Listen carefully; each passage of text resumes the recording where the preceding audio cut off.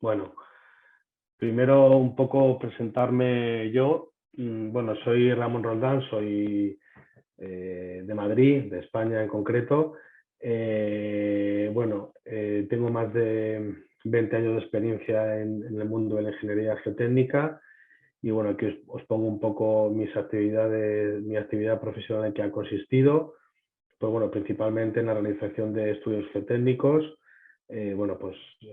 definiendo lo que es el alcance de las investigaciones, coordinando las campañas de campo, de laboratorio, realizando esas campañas geotécnicas, pues cartografía geológica, estaciones geomecánicas, testificación, etcétera, y luego lo que es la propia redacción de informes, pues bueno, de todo tipo relacionados con la geotecnia, ¿no? Pues tanto de estabilidad de taludes como de cimentaciones, diseño de cimentaciones, patologías de cimentación, etcétera, obra subterránea principalmente, que es donde he desarrollado mayormente mi carrera, pues caracterización de emboquilles, clasificación geomecánica del macizo, diseño empírico de sostenimientos y sistema de ocultación. También he hecho obra hidráulica, estudios de caracterización de cerradas, cimentación de presas, geológicos asociados, etcétera. Estudio de préstamos y vertederos. Luego, respecto a lo que es la asistencia técnica durante la ejecución del proyecto, es decir, no solo la redacción del propio estudio geotécnico en una primera fase, sino, he estado sobre todo en lo que es la asistencia durante la ejecución. Dando seguimiento geotécnico en obra civil, pues tanto a taludes, cimentaciones, obra subterránea, presas, etcétera. Principalmente también me he dedicado, como decía antes, un poco al seguimiento geotécnico de la subterránea, pues mediante el nuevo método austriaco, sobre todo caracterizando el frente de excavación, mediante los índices geomecánicos, RMR sobre todo, definiendo los sostenimientos, el sistema de auscultación, la gestión hidrogeológica del macizo, etcétera. Y otra parte importante también, he hecho una coordinación entre lo que es la ingeniería del cliente y la ingeniería de la constructora o la propia constructora, ¿no? En este sentido, pues me ha tocado también redactar proyectos modificados, complementarios, pues durante toda la ejecución del proyecto, donde siempre surgen muchas variantes. Otra parte también importante pues es lo que es los dictámenes geológicos geotécnicos, es decir, partiendo de la gestión de esa información geotécnica que existe en fase de obra, durante el proyecto y la ejecución, pues esa información, cómo se va elaborando, cómo se va contando, lo que se va encontrando nuevo y sobre todo en obras de gran presupuesto y en EPCs, en proyectos de en mano, pues normalmente a veces se dan peritajes técnicos pues que hay que defender y bueno, pues eso también ha sido una parte importante de mi actividad. Aquí un pequeño resumen de mi currículum. Empecé, ya os digo, en el año 2000 más o menos. Pues he estado trabajando en EPTISA, que es una ingeniería española con muchos años, de las primeras que existió, en el Departamento de Ingeniería de Terreno y de Hidrogeología, porque bueno, aparte de ser geólogo especialista en ingeniería geológica, pues también tengo un posgrado en hidrogeología por la Universidad Politécnica de Cataluña. Y bueno, después estuve pues, en FCC, que es una constructora española también de ámbito internacional, haciendo sobre todo obra en España. Y posteriormente, pues bueno, he tenido varias etapas de consultor independiente y estuve también en OH Industrial, otra constructora española. Aquí sí que he estado más en tema internacional, sobre todo en Latinoamérica. Y bueno, esto es un poco el resumen de lo que es mi trayectoria. También deciros que también soy docente en alguna otra plataforma, dando sobre todo lo que es apoyo lo que es estudio, participando en estudios geotécnicos, es decir, cómo se redacta un estudio geotécnico, cómo se hace y qué aspectos hay que tener en cuenta. Y bueno, pues ahora estoy en esto que, bueno, que creo que va a ser muy interesante.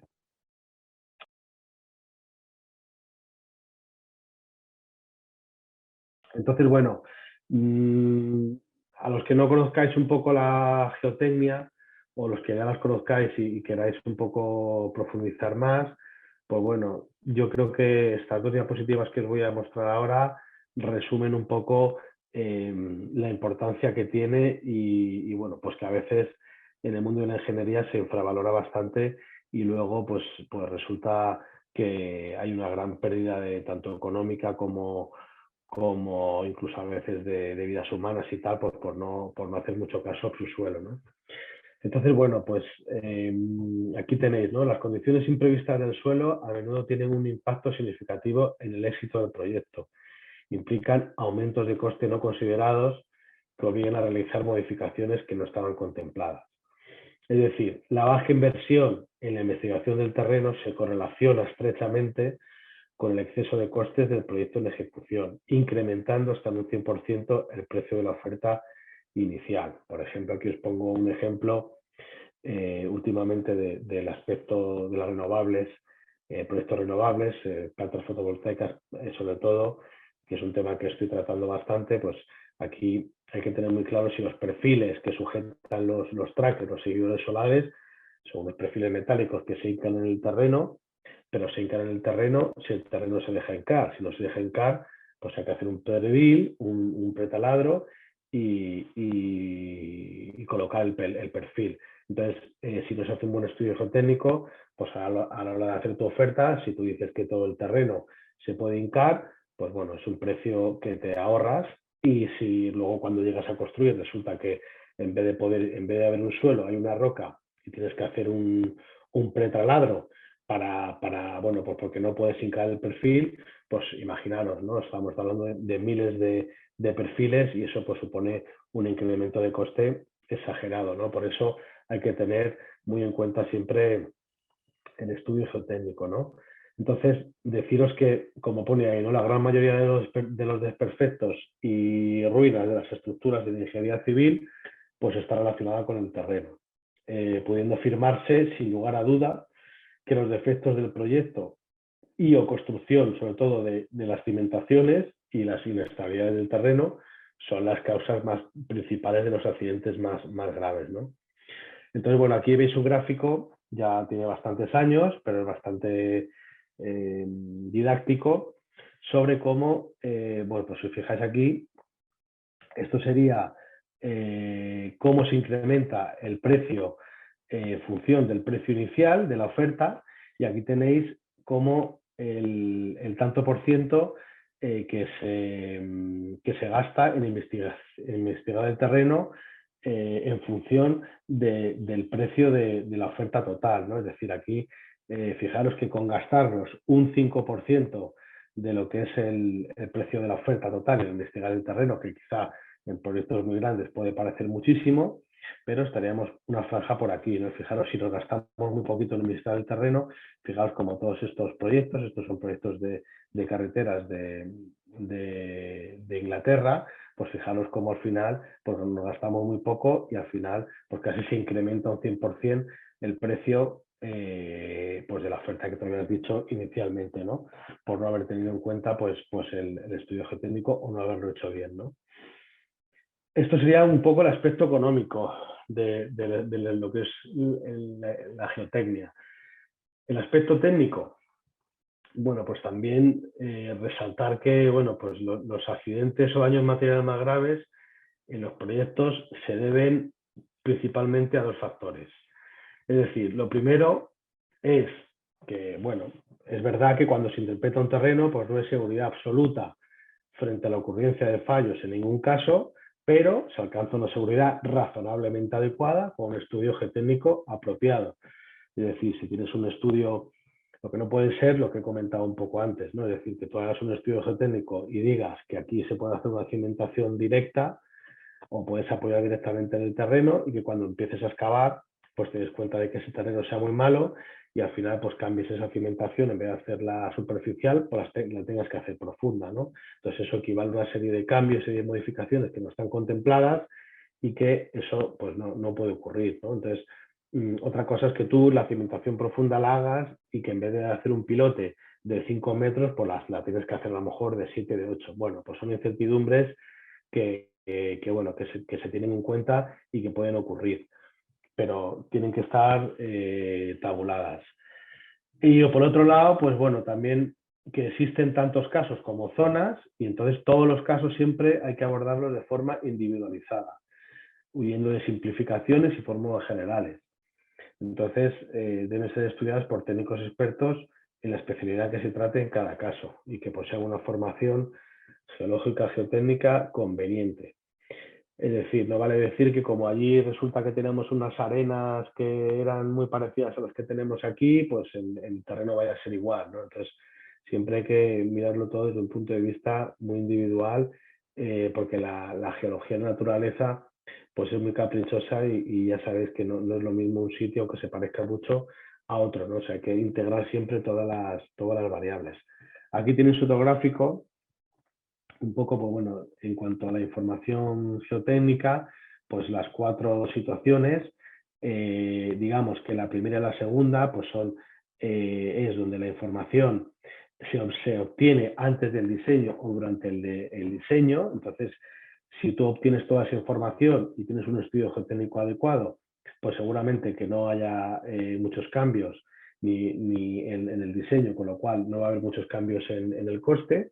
Pero cuando ya nos encontramos en la situación del 3 o del 4, es decir, que la información geotécnica pues no se ha obtenido durante la preoferta y se tiene que ir obteniendo durante la construcción, pues puede ser que nos encontremos con que, lo que os he comentado antes, que estés empezando a excavar un terreno que hay que en el estudio geotécnico pues se ha dicho que hay cimentación superficial, pues porque resulta que así lo dice el geotécnico y resulta cuando empiezas a excavar, pues te das cuenta de que no, de que tienes que excavar más profundo, tienes que cambiar, haces un sondeo y te das cuenta de que tienes que cambiar la cimentación profunda, ¿no? Pues entonces esto lo que hace es que hay un cambio en el diseño, en el método constructivo y entonces pues esto digamos que supone una serie de coste que no está contemplado y que muchas veces el cliente pues no, efectivamente no está por la labor de pagarlo, ¿no? Por así decirlo, ¿no? Entonces, bueno, estas dos diapositivas yo creo que muestran un poco la importancia que tiene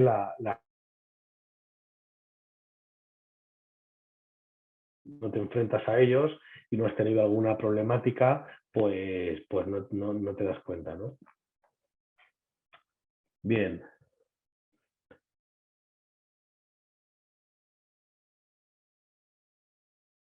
En cuanto al diplomado, los objetivos del diplomado que hemos conformado, pues bueno, yo creo que es muy completo y bueno, pues da una serie de premisas y de valores pues, para que os sepáis enfrentar ante un estudio geotécnico y lo que es la geotecnia en general, ¿no? Es decir, pues es dominar las técnicas de conocimientos de campo y ensayos de laboratorio, es decir, la caracterización del terreno. Después, a partir de aquí, pues comprender cómo se comporta el suelo y las rocas cuando se someten a las distintas acciones que soportan las estructuras que se colocan en el suelo, conocer los parámetros principales de la roca, de resistencia y de formación, y estudiar el movimiento del agua subterránea y su interacción con los suelos, tan importante. A partir de aquí, que sería un poco la parte teórica, pues pasamos un poco a la parte más práctica, sencilla, que sería conocer los distintos aspectos geotécnicos y el diseño de las cimentaciones, tanto superficiales como profundas, elementos de contención, muros, escollera, de hormigón, etcétera. Y luego, pues, conocer los métodos de excavación y sostenimiento de túneles, aspectos geotécnicos de túneles y aspectos geotécnicos de la construcción de presas y de terraplenes. Y por último, pues sería un poco conocer el análisis, cómo se analizan y cómo se sostienen los taludes, tanto el suelo como en roca. Esto es un poco, se integra dentro de tanto en el diseño de cimentaciones, como túneles, como presas, pero bueno, esto se trata en un módulo aparte.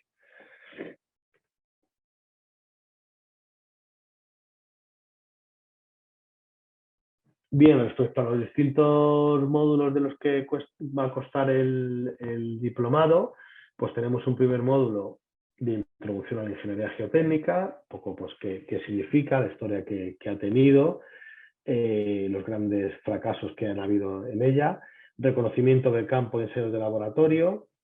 Luego habrá un módulo teórico de mecánica de suelos, habrá otro módulo de mecánica de rocas, impartido por Cristian Obregón, que es de Perú, y posteriormente, como os decía, pues pasaremos un poco a la parte más práctica, un módulo de cimentaciones superficiales y profundas y estructuras de contención, otro módulo de estabilidad de taludes en suelos y rocas, otro módulo de túneles de excavaciones subterráneas, el módulo 7, terraplenes, que son estructuras de tierras y presas, un módulo de hidrogeología o de hidrogeología aplicada, impartido por Daniel Murillo de Costa Rica, y posteriormente, como último módulo, pues sería un proyecto de tesina donde, bueno, pues se os pedirá de alguno de los temas que se han tratado, pues hacer una pequeña investigación, un pequeño desarrollo de algún tema en concreto.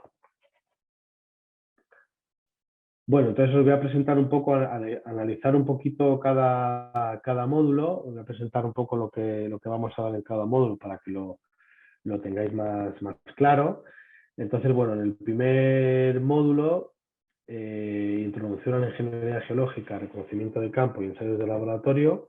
Primero, como os decía, pues bueno, daremos una introducción a la ingeniería geotécnica, quiénes han sido los padres de la ingeniería geotécnica, cómo se ha ido desarrollando a lo largo de la historia, principales ejemplos de grandes fracasos debidos a una mala interpretación del terreno, ejemplos prácticos sobre casos reales. Posteriormente, pues lo que es cómo es una campaña de investigación geotécnica, es decir, el reconocimiento de campo, lo que se hace en campo y lo posterior que se hace en laboratorio para una buena caracterización del terreno, que es lo primero que se hace en un estudio geotécnico. Entonces daremos, por un lado, qué fases del proyecto, en función de las fases del proyecto donde estemos o qué tipo de proyecto, qué tipo de intensidad de campaña de investigación se ha de hacer. Y posteriormente, pues veremos lo que es un reconocimiento de campo. Es decir, las distintas etapas por las que debe pasar un reconocimiento de campo. Bueno, pues el alcance del reconocimiento, qué número y profundidad de las prospecciones debemos de contemplar, qué fuente de información hay que estudiar, hacer una cartografía geológica, qué es una cartografía geológica, qué es una estación geomecánica, cómo se clasifica el macizo en función de esas estaciones geomecánicas, los distintos tipos de investigaciones in situ que se realizan en campo, pues prospección geofísica, lo que son los sondeos, los ensayos que se hacen en los sondeos o ensayos in situ, lo que es una calicata geotécnica, ensayos de penetración, el tilt test, un tipo de ensayo que se hace en campo, el ensayo de placa de carga también importante que se hace en campo, ensayo ya de gato plano, y lo que es el muestreo, es decir, cómo se cogen las muestras en campo, de qué forma, alterada y inalterada, etc.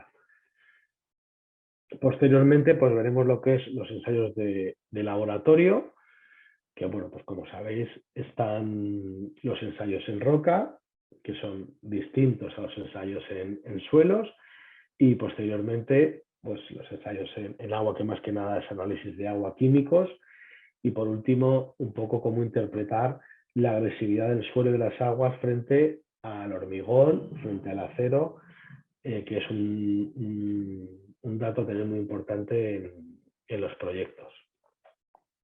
Aquí tenéis varias fotografías de lo que es una certificación, unos sondeos con las cajas de madera y las distintas maniobras que se hacen.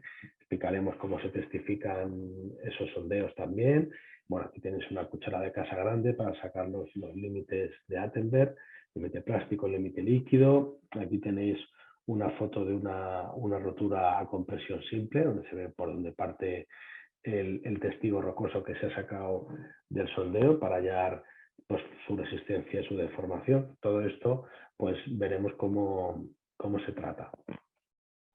Bien, luego tenemos un segundo módulo que es de mecánica del suelo, el más teórico, pues bueno, donde veremos el origen y la formación de suelos, qué distintos tipos de suelos hay, cómo se forman, cómo se caracterizan y cómo se clasifican.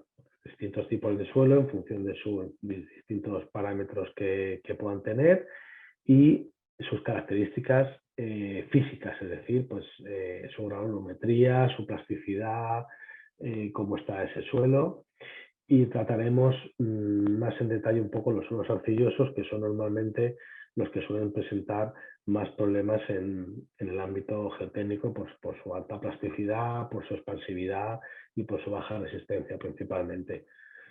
Después veremos lo que son las tensiones en el terreno, cómo actúan esas tensiones, el principio de las tensiones efectivas de Terzaghi, bueno, cómo actúan las tensiones verticales, las tensiones horizontales, veremos el círculo de Moore, un poco pues, bueno, para que sepáis, si no lo sepáis, cómo el mecanismo de rotura que se produce en los suelos, cuáles son las distintas variables que intervienen, lo que es la cohesión, el ángulo de rozamiento, etcétera.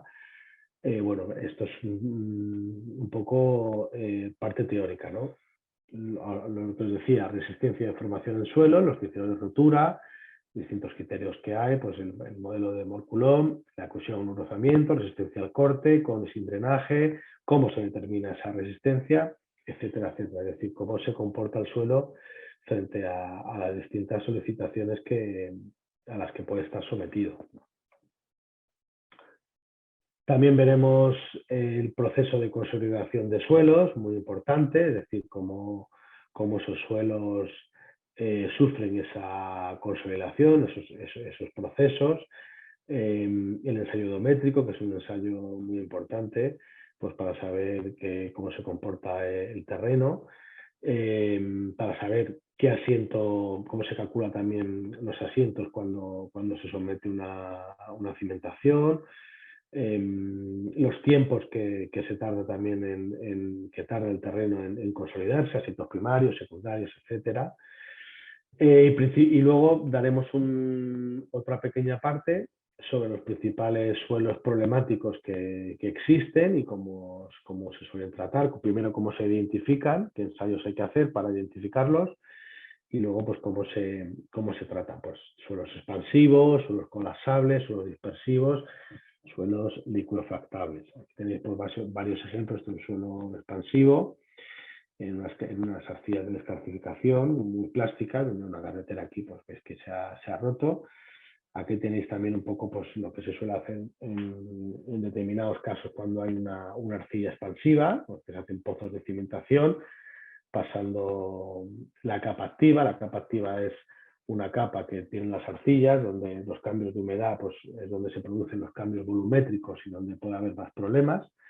Y aquí tenéis pues, el típico ejemplo también de la Torre de Pisa, que veremos en detalle también, pues, también por suelos problemáticos. Bien, perdón. Luego daremos un tercer módulo de mecánica de rocas. Bueno, pues aquí se dará introducción a la mecánica de rocas, introducción a la geotecnia. Bueno, esto es un módulo que dará, como ya os he dicho, otro docente. Yo daré todos los demás. Bueno, pues introducción a la geotecnia, especialidades derivadas, campos de aplicación, bueno, pues lo que es la geotecnia, la geomecánica y un poco los conceptos de mecánica de rocas. Los principios de mecánica de rocas, tanto la básica como la aplicada a obra civil, distintas definiciones, lo que es una roca intacta, lo que es las discontinuidades, el macizo rocoso. Ya sabes que el macizo rocoso pues es la roca matriz más sus discontinuidades. Hay que tratarlo siempre en conjunto y hay que estudiar, aunque se estudie por un lado la roca matriz y por otro lado todas las discontinuidades, fracturas y aclasas que tenga, luego hay que aplicarlo todo y luego al final el macizo pues se comporta como el comportamiento geomecánico siempre es sumando tanto la roca intacta como sus discontinuidades. El entorno geológico, tipos de rocas, como la alteración afecta a esas rocas, la anisotropía, la homogeneidad de las rocas, cómo influyen las distintas propiedades en función de una dirección u otra, las tensiones que se producen en la roca, y luego se hablará un poco también del agua y cómo actúa el agua en un macizo rocoso. Bien, luego en una segunda parte pues se verán clasificaciones geomecánicas, la caracterización de las discontinuidades, las técnicas de mapeo superficial de afloramientos y el logueo geomecánico de testigos, cómo se testifican los testigos de los sondeos, cómo se describen esas discontinuidades, sus propiedades geométricas, las propiedades de resistencia, procesamiento e interpretación de datos de discontinuidades estructurales, bueno, introducción a la proyección hemisférica de geología estructural, es decir, como todo ese análisis que se hace de las distintas fracturas y diaclasas y discontinuidades, en definitiva, que tiene el macizo, cómo se interpretan, cómo se ordenan y cómo se interpretan y qué conclusiones se sacan. A partir de ello, bueno, pues está la proyección estereográfica, perdón, la falsilla de Wolf y la de Smith. Bueno, luego la revisión de los ploteos de los planos, en estereografía y líneas en estereografía, cómo se orientan los planos y las distintas poblaciones, lineaciones en la geología estructural, interpretación de estereogramas, bueno, pues se utiliza en geomecánica, en la mecánica de rocas, y identificación de las familias, de los distintos tipos de familias de discontinuidades, las discontinuidades. Bien, luego, aunque es una parte que se verá inicialmente, pues aquí se habla más en detalle de los ensayos que se hacen en rocas, cómo se preparan las rocas, las muestras, cómo se determinan sus propiedades de la roca intacta, los ensayos de resistencia, luego los ensayos que se hacen en las discontinuidades y cómo se determinan las contrastes elásticas, el módulo de Young, coeficiente de Poisson, etcétera, y cómo esos resultados, pues cómo se procesan.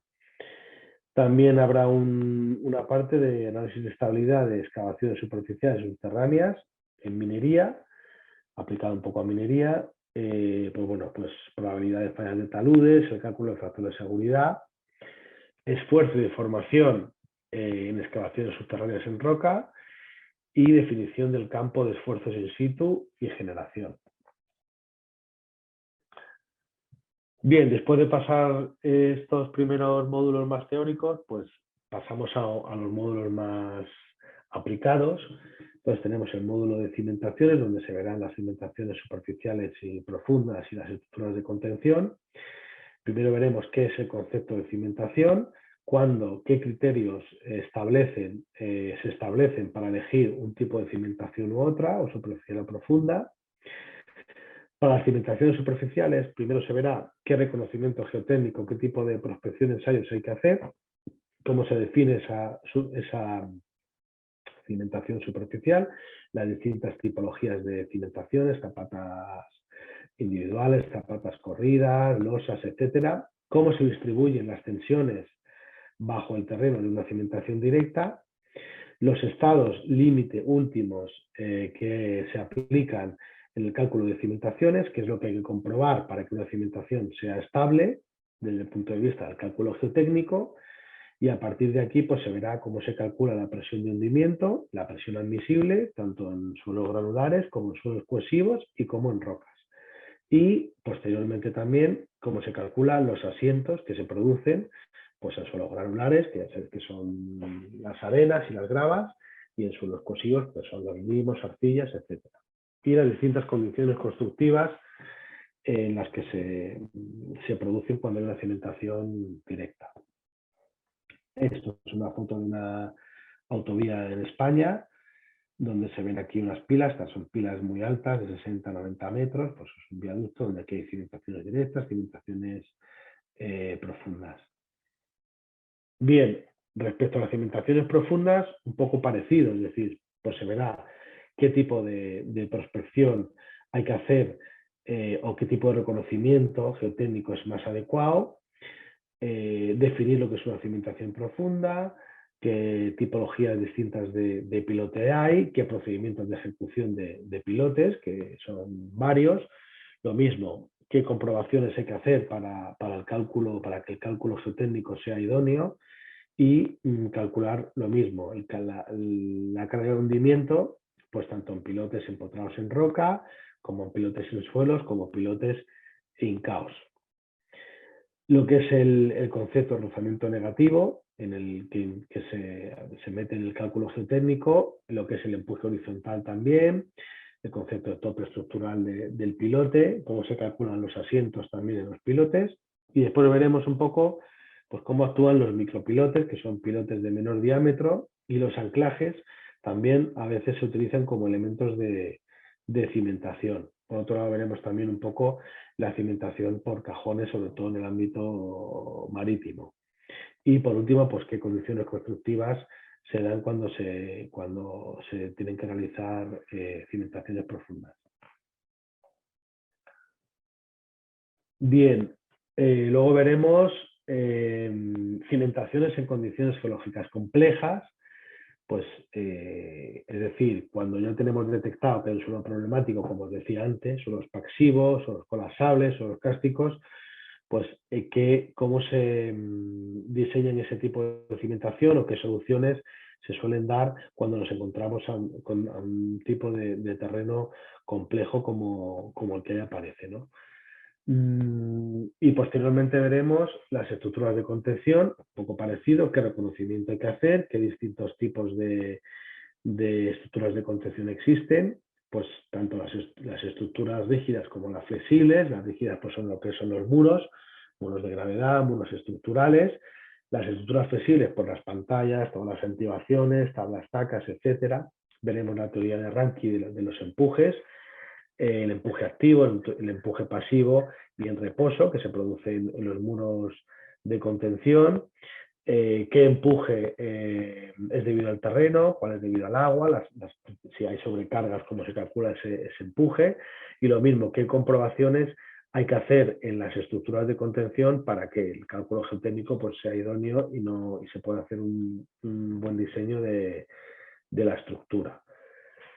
Aquí tenéis varios ejemplos también, un poco de una pantalla de micropilotes. Aquí tenéis un socavón que se ha producido en un suelo cárstico, y aquí tienes pues un muro de escollera, como veis, apoyado pues, para una cimentación de un puente. Bien, luego tenemos un módulo de estabilidad de taludes en suelos y en rocas. Bueno, pues tenemos un poco lo que es la introducción al análisis de estabilidad de taludes, donde veremos pues qué distintas partes tiene un talud, qué tipo de inestabilidades se pueden producir, qué factores condicionan esa inestabilidad y qué síntomas de inestabilidad pues, se detectan cuando puede haber un fallo en un talud.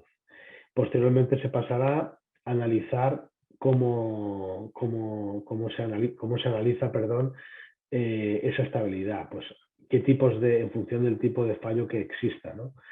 Pues análisis de una falla plana, cuando la falla es plana, cuando hay una superficie compuesta, cuando tienes una grieta de tensión, cuando a lo mejor el movimiento es una falla rotacional, cuando el movimiento, por ejemplo, la falla es en cuña debido a la intersección de varios sistemas de discontinuidades, cuando hay un volteo, o por ejemplo, pues simplemente lo que es un talud cuando empiezan a caer rocas sueltas, por así decirlo, ¿no? Aquí tenéis un deslizamiento que se produce en un talud bastante grande de una autovía también.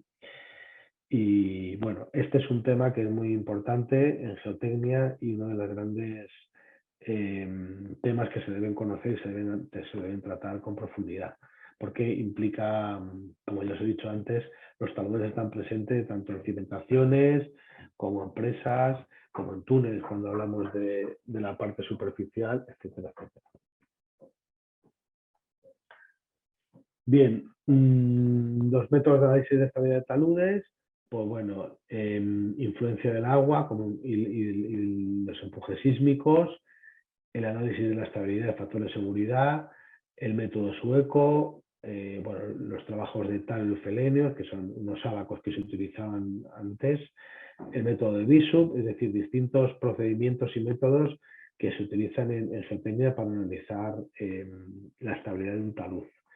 Y posteriormente se verá un poco los distintos software que existen en el mercado que te permiten analizar pues, los taludes, ¿no? Pues como es el TIS, el ROPEN, el Swedge, el RockTuple, el RockFall, el Slide, que es muy conocido. Bien, aquí tenéis un talud donde veis, por ejemplo, pues que la parte de arriba ha roto y va soltando material hacia abajo, ¿no? Porque no se ha calculado muy bien por la parte de arriba, en cambio la parte de abajo, pues sí, ¿no? Un poco, bueno. Y aquí tenéis un detalle de lo que es el software geotécnico en el slide, si no me equivoco, pues de cómo se calcula el factor de seguridad. Bien, respecto a los túneles y excavaciones subterráneas, pues bien, se hablará primero de la investigación y la caracterización que hay que hacer para un túnel, pues una caracterización geológica, una caracterización geotécnica, una estructural, una hidrogeológica, es decir, cómo se caracteriza cuando se va a hacer un túnel todo el macizo rocoso, y después cómo se modela ese túnel, ¿no? Es decir, los ensayos que hay que hacer en las muestras, las clasificaciones geomecánicas que se utilizan para definir el posterior sostenimiento, cómo se comporta la excavación cuando se hace una obra subterránea, con los criterios de elección del tamaño de la excavación y determinar las cargas que debe soportar el túnel, ¿no? El sostenimiento del túnel, en función del terreno, evidentemente. Bien, pues se tratarán los túneles excavados por métodos mecanizados, es decir, por lo que son las tuneladoras. Aquí veis una tuneladora y una rozadora en las fotos. Esto es una tuneladora, un escudo, y aquí veis una rozadora. Va excavando el túnel. Se verán los distintos riesgos y daños causados por los asientos que puede producir los túneles, los tratamientos del terreno, la prevención de los daños, cómo se prevén en función de los asentamientos del terreno, y el revestimiento, cómo se diseña y cómo se clasifica. Posteriormente se verán los distintos métodos, tanto analíticos como numéricos, que se utilizan para el diseño de túneles.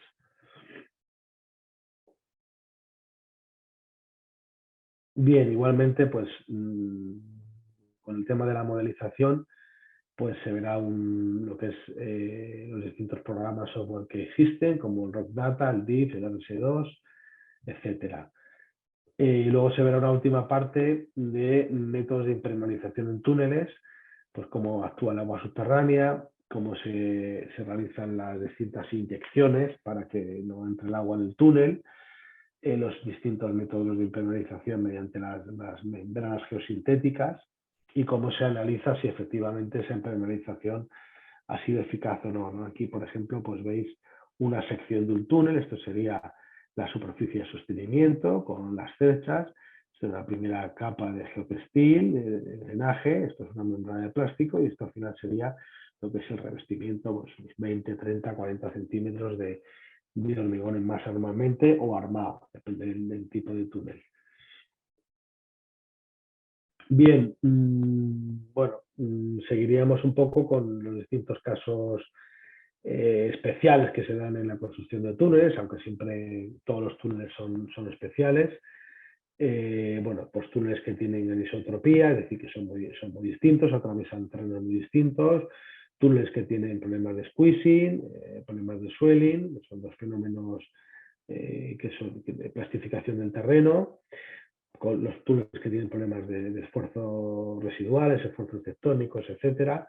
Y una última parte que sería un poco todo el tema de los riesgos, que esto tiene menos que ver con el tema geotécnico, pero es muy importante tenerlo en cuenta. Pues bueno, en una primera parte de la prevención y el control de riesgo de la construcción de los túneles, riesgos en las faenas, mediante se está trabajando en el túnel, el control de incendios, riesgos eléctricos, esto ya una vez que se hace, bueno, o incluso en la etapa de construcción, perdón, pues cómo se ilumina el túnel, cómo se ventila, los distintos riesgos que hay con el uso de explosivos y las distintas acciones y de planes de emergencia, primeros auxilios que se tienen que tener muy claros cuando se construye un túnel.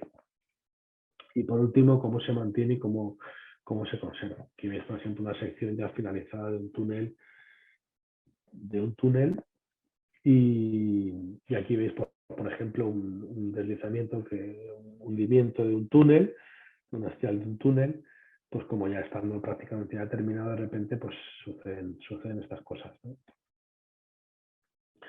Bien, pasamos a un módulo también muy práctico, lo que son terraplenes, estructuras de tierras, pues tanto para carreteras como para esplanadas para obras industriales, etcétera, y también para presas, sobre todo presas de materiales sueltos.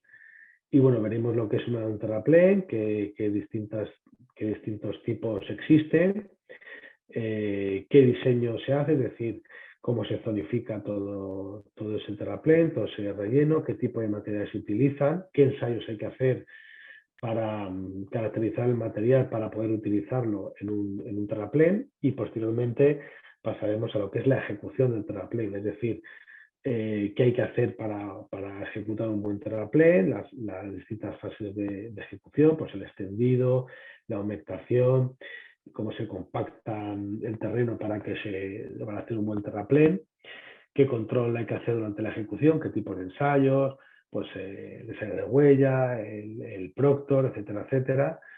¿Qué pasa si tenemos un terraplén sobre un suelo blando, que es un condicionante geotécnico importante? ¿Qué pasa cuando tenemos un terraplén a media ladera, cuando se hay que construir a media ladera, etcétera? Distintos condicionantes de terraplenes. Posteriormente veremos ya lo que es más aplicado a presas, que estudiaremos un poco las presas, es decir, qué tipologías de presas hay. Pues principalmente hay dos tipos de materiales sueltos, es decir, hechos con un núcleo de arcilla impermeabilizante y con un determinado material pétreo, y lo que es las presas de fábrica, que son las presas de concreto de hormigón. ¿Qué estructuras auxiliares hay aparte de la presa? Pues lo que son los distintos canales que hay que hacer, las atavías iniciales, etcétera, etcétera. ¿Qué fases de investigación geotécnica hay que hacer durante la construcción de una presa? ¿Cómo se plantea esa investigación? ¿Qué reconocimiento hay que hacer? Pues en la cerrada, en el vaso, etcétera.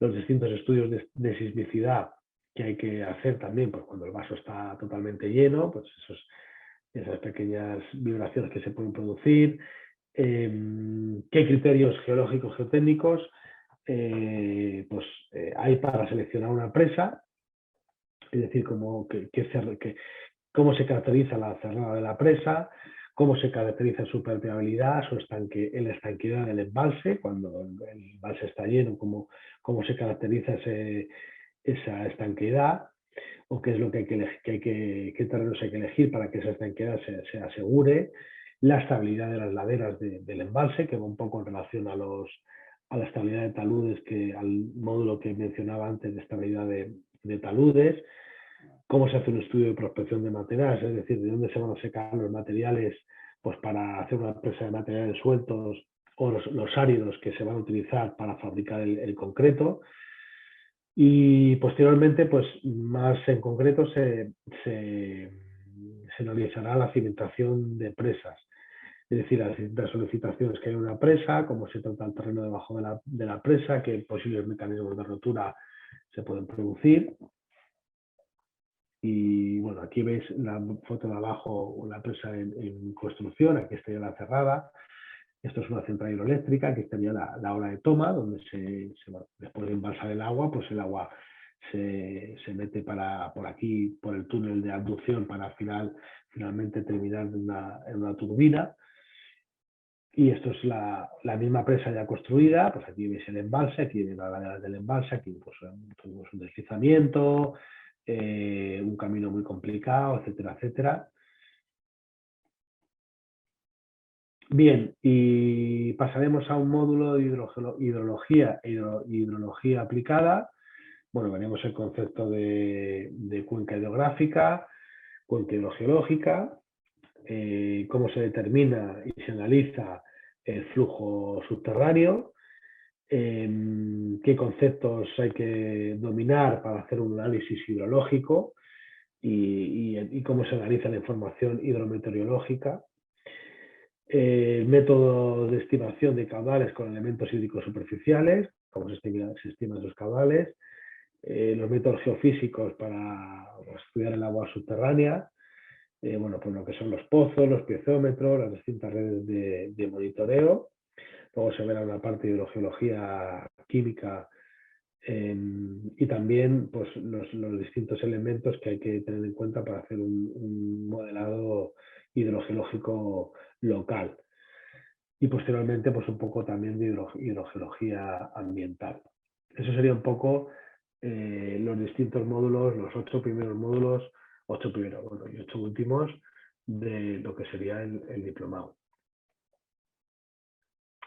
Bien, no sé si hasta ahora tenéis alguna pregunta sobre el diplomado, porque voy a pasar un poco a explicaros un poco lo que es un caso práctico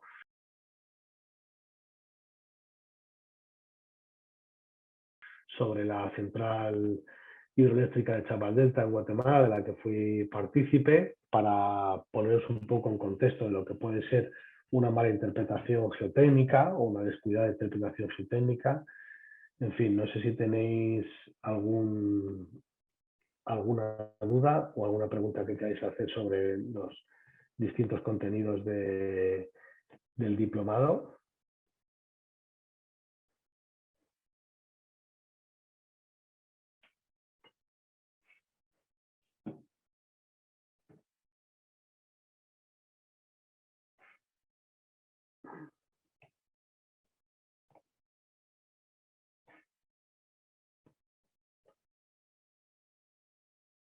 Bien, pues si no tenéis ninguna duda o bueno, no comentáis, pues voy a pasar un poco a comentar un caso práctico sobre la problemática a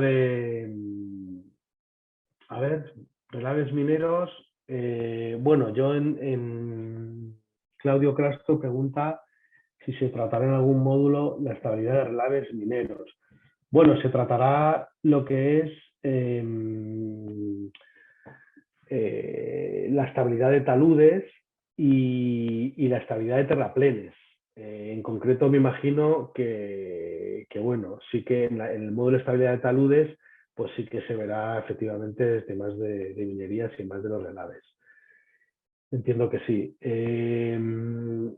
El tiempo de duración del diplomado y su costo, esto es pregunta Joan Sewat, esto es un tema que te puede contestar la gerencia del diplomado. Yo esto no te sabría ahora mismo decir exactamente el costo. Respecto al tiempo del diplomado, creo que es, si no me equivoco, creo que son 6, no sé, son 4, 5 meses o una cosa así, pero tampoco te lo sé decir el día con exactitud, el día que empieza y el día que acaba.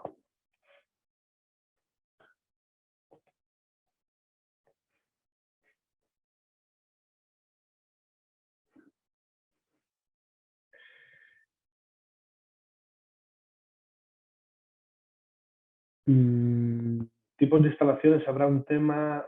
de... A ver, perdón. Monitoreo satélite. No sabría qué decirte. Es un tema un poco muy especial para un diplomado como este.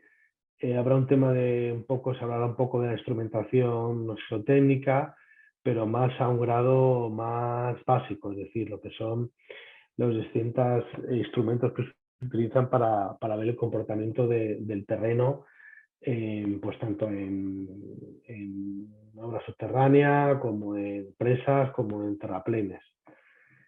Evidentemente el tema del satélite, pues bueno, esto es un tema que es especial, que bueno, en profundidad no se dará. Perforaciones de taladro, claro, sí, sí. El tema de las perforaciones de taladro, pues lo que son los sondeos con fines geotécnicos, claro, todo lo que sea geotecnia y bueno, se tratan los sondeos geotécnicos, o sea que si te refieres a eso, evidentemente.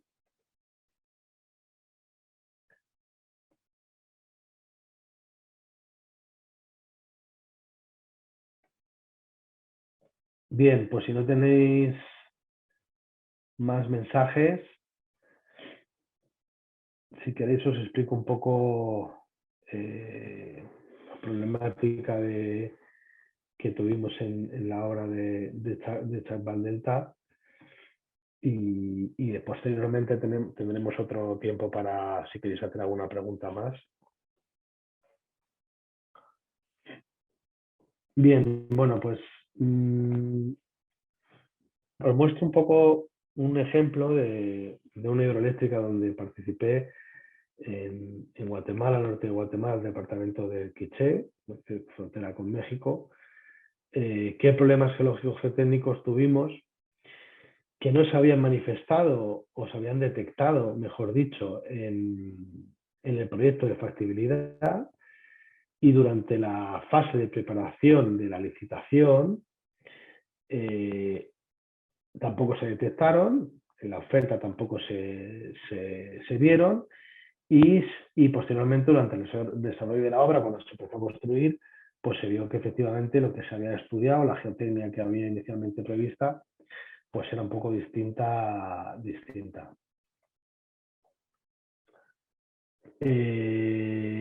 Bien, aquí Claudio Plasto pregunta si se verán métodos de caracterización hidrogeológica, porosidad, permeabilidad.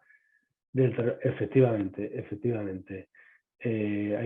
Todo lo que es la hidrogeología y los distintos parámetros del terreno, porosidad, permeabilidad, redes de flujo, etcétera, eso sí, sí se ve efectivamente. ¿Cuántas horas de clase en vivo son por módulo? Por módulo son, creo que son 10 horas por módulo. Me parece que son 10 horas. Pero ya os digo, todo lo que sea de clases y de costo y de tiempo, os contestará gerencia, que creo que están conectados, pues ellos os pueden contestar con mayor, con Milagros que está conectado, os puede contestar con mayor exactitud. ¿Vale? Voy a terminar si queréis y luego al final ya podemos hacer más preguntas. Bien, pues, ¿qué pasó en este proyecto? Bueno, pues que el espesor de la capa coluvial fue muy superior al previsto. Es decir, las coluviales son materiales que se han movido, son materiales muy malos, a veces muy plásticos y que suponen grandes inestabilidades. Entonces se pensó en un principio pues, que había coluviales de 5 metros solo, como podéis ver aquí en este perfil geotécnico, y cuando se empezó a hacer la obra, pues empezaron a ocurrir deslizamientos masivos y nos dimos cuenta de que los coluviales que se habían previsto inicialmente no estaban muy bien caracterizados, ni en geometría ni en sus características, y bueno, pues hubo deslizamientos muy graves que implicaron cambios constructivos. ¿Qué cambios constructivos implicaron? Pues fijaos, esto es un poco lo que os decía. Aquí viene el agua desde la presa, aquí hay una tubería forzada, donde baja el agua a mucha velocidad, para acabar aquí en una casa de máquinas, que es donde está la turbina, que es donde se turbina este agua, pues para generar electricidad. Esto es una chimenea de equilibrio que es para evitar el golpe de ariete. Tiene que estar conectada con el circuito hidráulico, pues para disipar toda esa energía que se produce cuando se produce el golpe de ariete. Y esto era un poco la sección inicial. Entonces, fijaros que cuando se empezó, esos deslizamientos que os he dicho, que hay aquí A, C y D, si os dais cuenta, se produjeron aquí en este sitio y en este otro sitio. Y cuando se empezaron a hacer más sondeos que no estaban proyectados y que tuvimos que hacer, nos dimos cuenta que, fijaos aquí, el espesor del coluvial, pues efectivamente era mucho mayor. Entonces, todos estos deslizamientos que se produjeron impidieron hacer un emboquilla aquí controlado y aquí abajo, pues igualmente. Muchos problemas. Entonces, se tuvo que hacer un cambio de diseño y se pasó de, en vez de salir por aquí, seguir con el circuito de aducción y meter la tubería forzada por la ladera, porque se vio que toda esta ladera era inestable. Era una cosa que no se había detectado inicialmente porque no había un estudio geotécnico bueno, porque estaba mal interpretado. Pues se decidió al final seguir, aparte de la chimenea de equilibrio, con un túnel vertical hacia abajo y posteriormente un túnel con esta inclinación hasta la salida ya de donde estaba la turbina y hacer aquí un emboquillo. O sea, fijaros el cambio de diseño, pues fue un diseño, bueno, pues que no estaba contemplado inicialmente, que se tuvo que hacer y todo por un mal estudio de esta ladera. Otro fenómeno que se produjo en este túnel, que no estaba contemplado tampoco, como veis, aquí simplemente pues, el túnel de la subterránea acababa aquí, y aquí había una obra ya superficial anclando la tubería forzada a la ladera. Pues otro problema que sucedió fue que en este túnel de aquí hubo un problema de squeezing que no se había detectado. Entonces, ¿qué es el squeezing? El squeezing representa grandes convergencias, grandes fluencias, grandes deformaciones durante mucho tiempo sin alcanzar el equilibrio. Y esto se produce cuando hay una redistribución de tensiones en el anillo, en el agujero que se construye, y cuando el material pues, es muy plástico. Entonces se producen fenómenos de plastificación. Y esta deformación o termina durante la construcción o si no, pues puede continuar mucho tiempo. Entonces no acaba el anillo, digamos, que sigue deformándose y es muy difícil pararlo a veces. Entonces, lo que se hace es que primero el túnel se deja que se deforme, se deja que haya una convergencia máxima hasta el orden del 1% de la sección del túnel y cuando ya se ha deformado esa cantidad, pues se cierra el anillo por completo. Es decir, no solo se coloca el anillo, el sostenimiento primario de los bastiones y la clave, sino que se cierra por abajo con una contrabóveda. Esta estabilización, cuando ya la deformación disminuye con una velocidad inferior a 0 milímetro día durante 15 días, pues se puede dar más o menos. Eso es un criterio que bueno, se puede utilizar, pues se da por supuesto que el túnel ya ha parado esa deformación y entonces pues está digamos, en equilibrio. Estas son distintas fotografías donde se muestran los fenómenos de squeezing. Esto es un túnel en la base de Lyon-Turín, atravesando bueno, entre Francia e Italia. Veis como aquí, fijaros, el squeezing pues ha sido capaz de cerrarse el túnel. Fijaros qué sección del túnel ha sido capaz de cerrar. Entonces, bueno, esto es un problema muy grande porque tienes que otra vez, digamos que reconstruir el túnel, reexcavar el túnel otra vez para meterlo en sección. Y bueno, son operaciones muy, muy complejas. Aquí veis un poco el tipo de material que produce el squeezing, cómo se tiene que cerrar el anillo por abajo. Aquí, por ejemplo, pues como no está cerrado, pues por eso precisamente se ha producido el squeezing. Aquí sí que está cerrado por abajo. Y aquí veis un poco el aspecto del material que teníamos nosotros en ese frente, ¿no? Muy parecido, pues son materiales muy plásticos, son filitas esquistosas, en fin.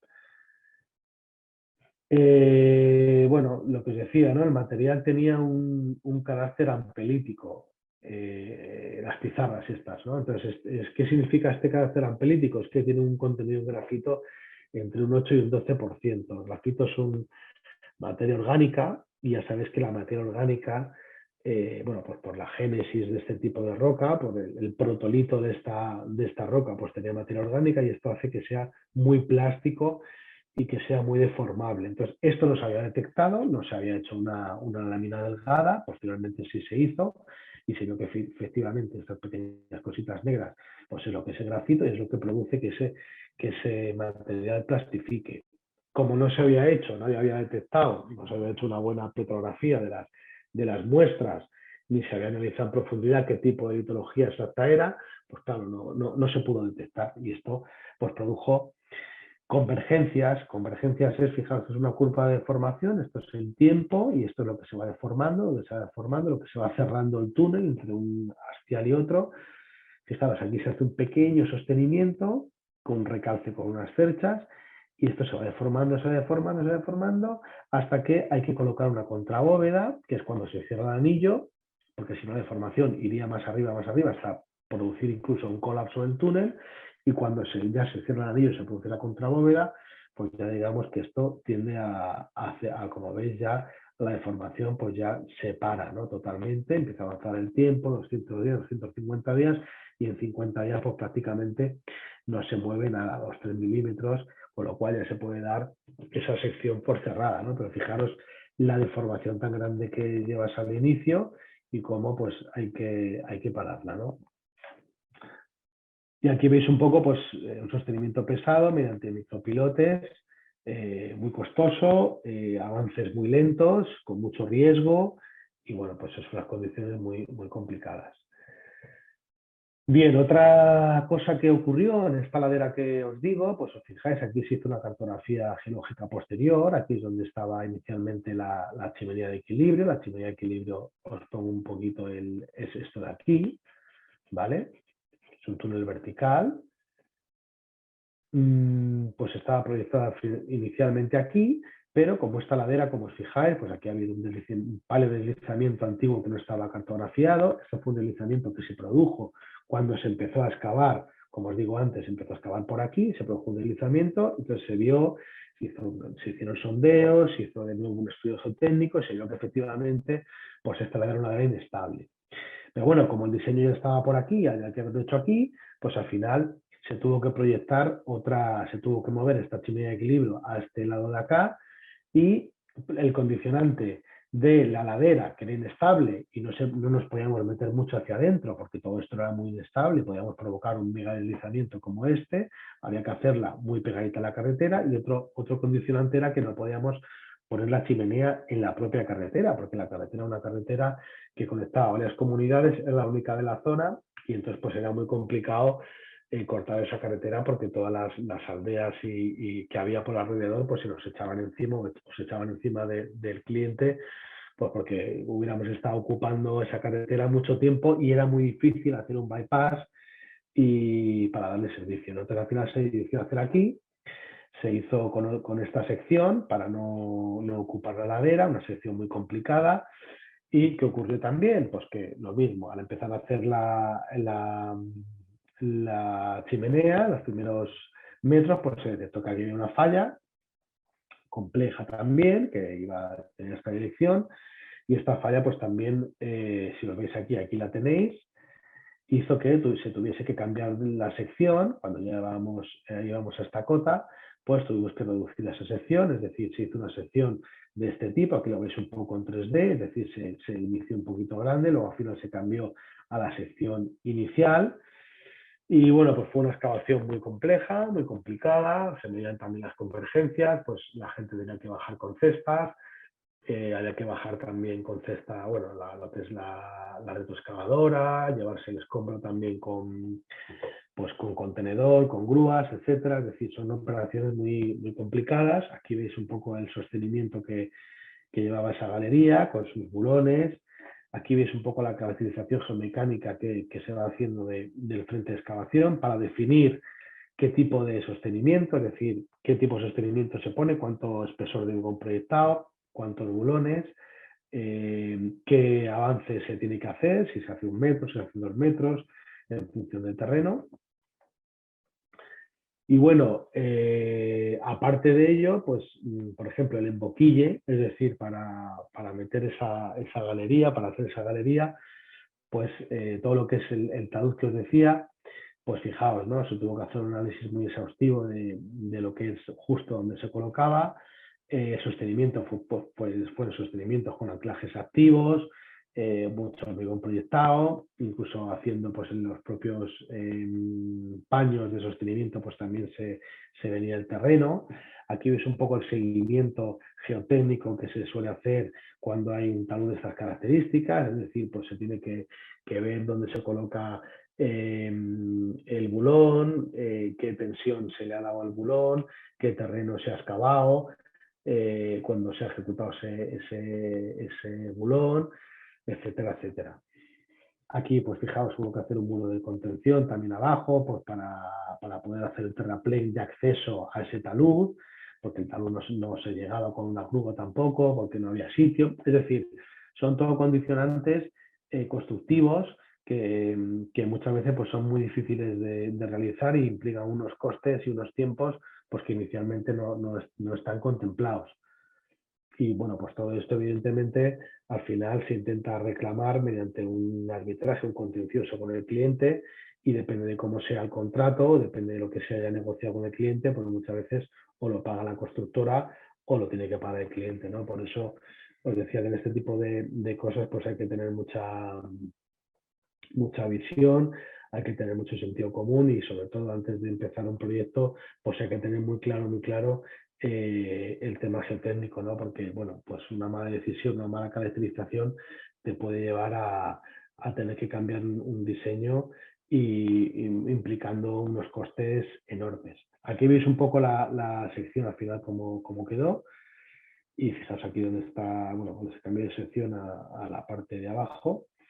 Y bueno, y esto es todo esto es un poco un ejemplo de la hidroeléctrica de Chapal Delta, donde ya os digo, aparte hubo otros condicionantes en la presa, donde también se tuvo que cambiar un poco la ubicación de la cerrada y los accesos que hubo también a la presa, el acceso que tienes que dejar a la presa, pues para su mantenimiento, pues fue un acceso muy complicado, donde hubo también muchos deslizamientos, hubo que poner mucho sostenimiento muy pesado que tampoco estaba contemplado porque inicialmente pues, se pensaba que esos coluviales eran de muy poco espesor y que el material que había abajo, o sea, la roca meteorizada, que al final cuando está en un grado de meteorización muy grande se comporta como un suelo, pues tampoco era del todo, no tenía esos espesores, ¿no? Entonces eso produjo que hubo muchos deslizamientos que tuvieron que corregir pues bueno, a base de sostenimientos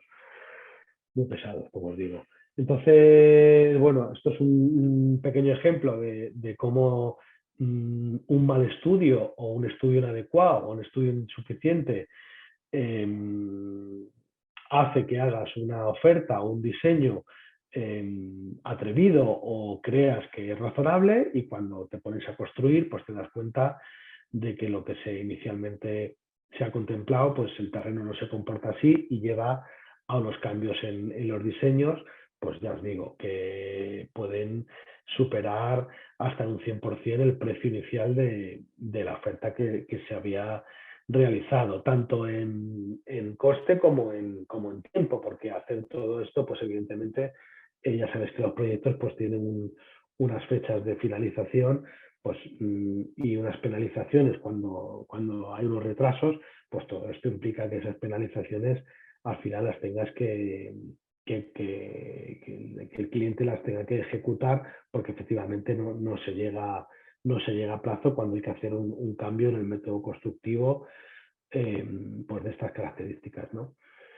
Y bueno, pues esto es un poco todo lo que os quería contar. No sé si ha sido demasiado rollo, demasiado charla, pero bueno, espero que os haya gustado.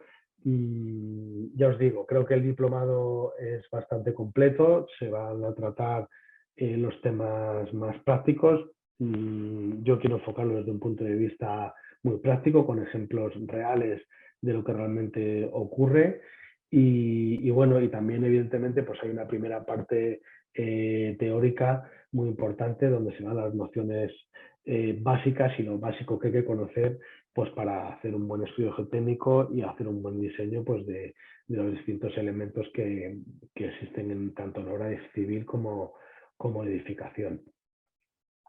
Y bueno, pues ya os dejo si queréis pues que hagáis las preguntas que estiméis oportunas, que intentaré contestar.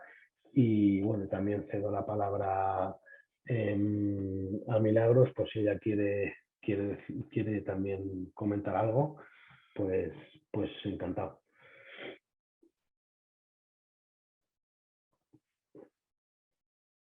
Bien, voy a ver un poco el chat. El método de evaluación, pues bueno, es un método, bueno, como dice Milagros, cuando termine yo, pues ella os va a explicar un poco todo acerca del diplomado, pero bueno, habrá una serie de controles de cada módulo, una especie de examen de cada módulo, al final para ver si se han adquirido los conocimientos necesarios, y después pues habrá lo que ya os decía de la tesina, un poco pues es un pequeño proyecto de investigación sobre cualquier tema que vosotros queráis, os parezca más interesante, pues se evaluará un poco un pequeño proyecto de tesina. ¿Qué método de excavación se utilizó para esa chimenea? Pues mira, aquí se utilizó perforación y voladura. Aquí fue todo con perforando y volando, con una bolita en este caso, cebada con goma 2, me parece, y bueno, fue perforación y voladura, pues dando avances pues de 2 metros, 3 metros aproximadamente. No, aquí no se hizo raise boring ni nada porque era un material muy duro, y bueno, ese fue el método que se utilizó.